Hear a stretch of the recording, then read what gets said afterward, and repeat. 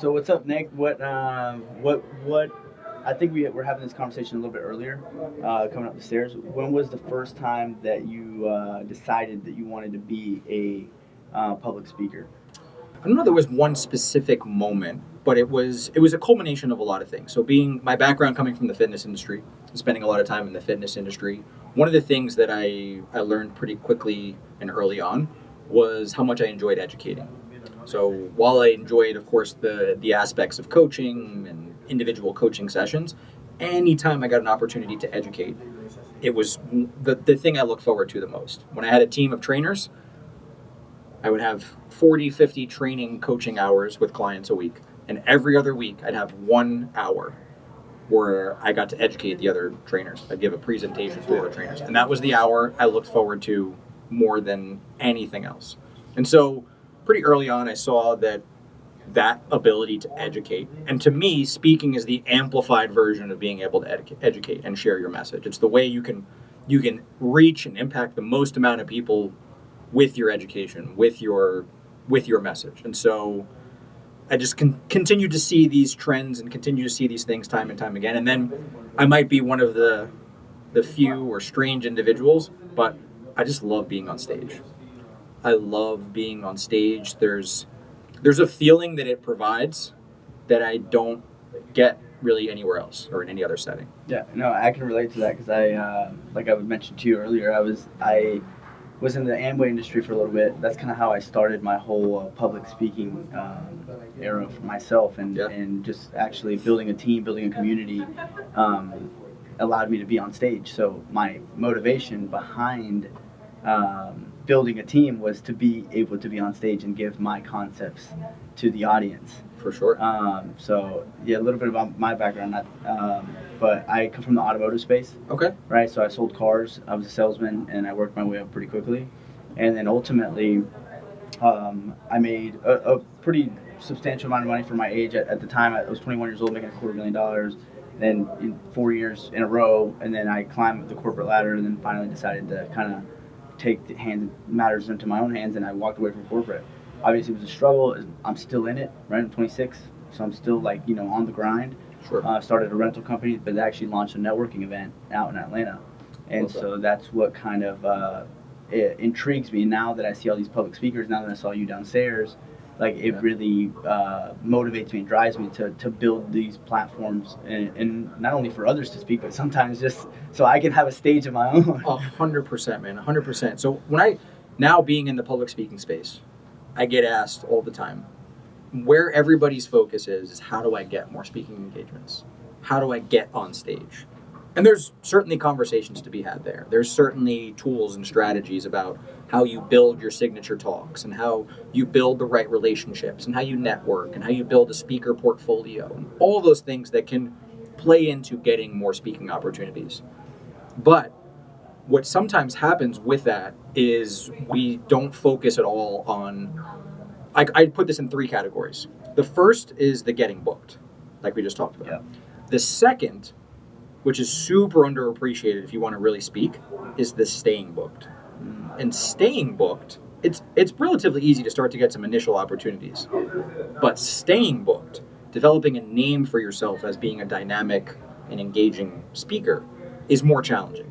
And that's where all these aspects of what I talk about with using your voice and body language and storytelling and all these other things come into play, because that is the staying booked. Being a great speaker is what allows you to stay booked and to actually scale it to a point where it can be a big part of your business. But you have the right mentality, and the thing I emphasize with this, oh, I can't find speaking engagements, or I'm trying to find that first speaking engagement. Create your own platform. Give yourself the platform, but then utilize that platform of really, again, leaning into how you speak, so you become as dynamic of a speaker as possible, to where it's not just, oh, that was a great event. It was, oh, that was a great event, and man, that keynote, man, that talk, that speech just stuck with me, really landed with me. No, and you said something downstairs as well that touched and resonated with me, and this is something that I find challenging for myself. Is I do a lot of content creation. I do a lot of I'm having productions at my events, so that way I have an opportunity to speak. Other people have opportunities to speak in genuine conversation, and rewatching yourself sometimes is uncomfortable because you use words like and the filler words that For sure. sometimes you don't extract or you don't know that are there until you replay them. And sometimes we don't replay them simply because we're uncomfortable with criticizing ourselves. And to bounce off of that as well, I think you mentioned something right now that ultimately, if we're continuously staying booked, right, we're continuously doing the thing that it is that we're trying to become better at. You're getting the reps in it. Exactly. You're giving yourself the reps. But if you don't give yourself the chance to get it off the ground, and again, I always come back to the fitness industry because that's where a lot of my background is. But I think this is the case in a lot of other industries as well. You see people get opportunities because they're great at their craft. And there's nothing wrong with that. Like in the fitness industry, people get speaking engagements because they are great coaches, because they've developed something great in their business. They've built a great brick and mortar business or a great online coaching business. And that's great. But that doesn't always parlay into them being on stage. But those are the people who get the opportunities to be on stage. But those who lean into just being a more dynamic and engaging speaker are the ones who are going to stand out and the ones who are going to continue to get invited and to continue to develop a relationship or continue to develop a reputation as a speaker. Yeah, and it's similar to what you said about the reps. I mean, ultimately speaking, if you're continuous, you can't expect. For example, you can't. And Alex Hormozy says this: you cannot expect to be good at math if you don't ever practice math, right? So if I don't ever practice speaking, I can't. It would be very unrealistic for me to expect to be good at speaking if I'm not continuously putting myself in uncomfortable positions to speak in front of crowds, in front like this situation. This is very genuine and natural. But for a lot of people that haven't done it enough, it may not be. And nobody, the idea that, and this is still a narrative that's out there, the idea that people are born as a great speaker or communicator is nonsense. Even the highest level of speaker in any setting or highest level communicator was not born that way. It was not by accident. It was through intentional practice. Sure, there might be some things that there's things that come easier for you than for me and vice versa. And that's just human nature. But the idea that anyone is just born a great speaker is nonsense. It is the reps. It is the intentional development. But it's the self-awareness is the first piece. If you're not willing to be self-aware, it's going to be really, really hard because you don't know what you don't know. Those filler words and non-words. And even the things like, for example, I don't like the sound of my own voice. Understanding that there's a layer of that. People just don't like hearing themselves. But when you're hearing yourself speak, actually hear yourself speak, there is a vibration that you're hearing or feeling that you don't experience when someone else is talking. So as you and I are talking here, when you speak to me, it's just air that I'm able to my ears are able to filter. When I hear myself speak, there is a vibration that I also have to filter. So it changes your perception of your voice and it changes the perception of your pitch. Right? And so just even things like that to understand why you feel a certain way about your voice or about anything really is huge. So what would you say to, how old are you if you don't mind me asking?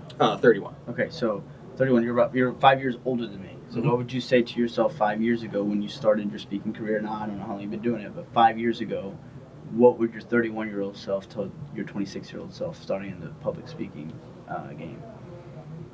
To lean into the self-awareness earlier, to lean into the self-awareness much earlier. Because, again, I think I mentioned this downstairs, but I did probably 25, 30 speaking engagements before I ever really listened back to myself speaking. And I was getting the opportunities because, again, in a lot of industries, you get these opportunities because of the fact that you are doing great things in some other capacity. So I was doing sleep-related work, and I was getting these opportunities to speak so much because of the sleep, but I wasn't really polished at all in those areas. And so the biggest thing is lean into the self-awareness much sooner.